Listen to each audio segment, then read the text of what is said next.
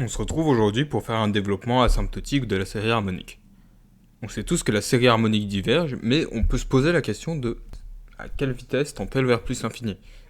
On va aussi s'intéresser au lien entre la série harmonique et le logarithme qu'on connaît. Tout d'abord, on pourrait se demander pourquoi cette série elle serait plus ou moins liée au ln. Alors ce lien il se fait naturellement via la fonction inverse où on peut faire apparaître les termes de la série harmonique. Et ce qu'on va vouloir faire, c'est comparer la somme des aires de tous ces rectangles, c'est-à-dire la série harmonique, à l'aire sous la courbe de notre fonction inverse à partir de 1. Ou autrement dit, à l'intégrale de 1 sur x de 1 jusqu'à n. C'est une intégrale qu'on connaît très bien, et celle-ci vaut ln de n. Dans un premier temps, observez qu'est-ce qui se passe pour n assez grand. Et déjà, on remarque à peine la différence entre tous nos rectangles et l'aire sous la courbe.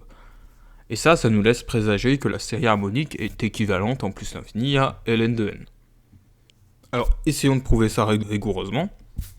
Alors, tout d'abord, on va remarquer que la série harmonique, elle est toujours positive. Et que c'est aussi le cas pour le ln, pour n plus grand que 1. Et donc, pour montrer que la série harmonique est équivalente à ln de n quand n tend vers plus l'infini, il nous suffirait de prouver que le quotient de ces deux suites tend vers 1. Pour faire ça, on va s'appuyer sur un encadrement obtenu en comparant notre série à une intégrale, à la manière de ce qu'on a vu sur notre graphe.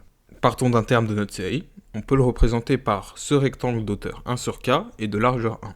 Et son aire sera 1 sur k, comme la fonction inverse est décroissante sur l'intervalle k-1k, en prenant son intégrale sur cet intervalle, on intègre quelque chose qui sera toujours plus grand que 1 sur k. Ça vient de la décroissance de la fonction. Et comme l'intervalle, il est aussi de longueur 1, par croissance de l'intégrale, on a que 1 sur k est inférieur à l'intégrale de k-1 à k de 1 sur x dx.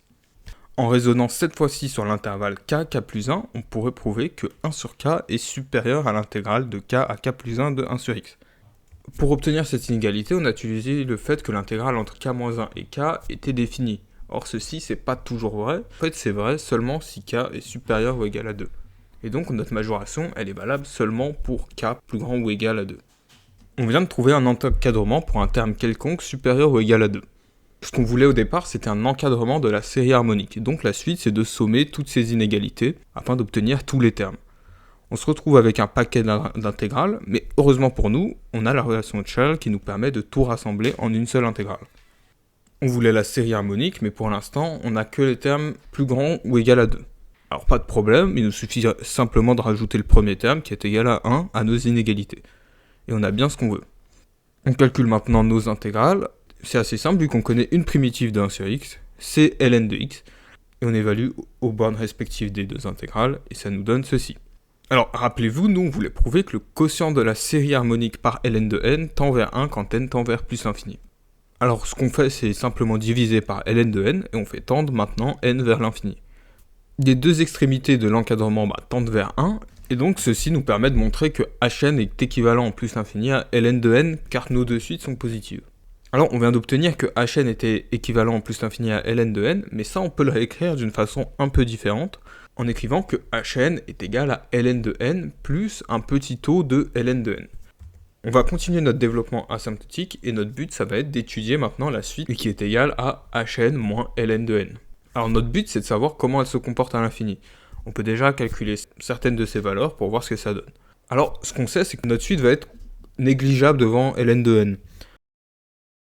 C'est cohérent puisque notre suite semble converger vers une constante qui vaut à peu près 0,577. Essayons de prouver ça. Alors visuellement, hn moins ln de n, ce serait l'aire entre les rectangles et le graphe de ln de n. Sauf que c'est pas exactement le cas si on dispose des rectangles comme ça. On remarque que si on dispose des rectangles comme ceci, il nous manque à chaque fois le dernier terme. Une façon simple de régler ce problème et ainsi de faire apparaître notre suite un, c'est de décaler les rectangles vers la gauche. Et l'aire entre les rectangles et la courbe correspond bien maintenant à notre suite Vn. Maintenant, calculons cette aire. Pour ça, on va sommer chaque rectangle individuellement. On ne va pas retirer d'aire au premier, puisque pas d'aire sous la courbe. Alors comme auparavant on a décalé nos rectangles vers la gauche, en x égale 1 sur k, en fait c'est le rectangle d'aire 1 sur k plus 1 qui apparaît. Et d'autre part, l'aire entre la courbe, c'est toujours ln de k plus 1 moins ln de k. On somme maintenant le tout de 1 jusqu'à n,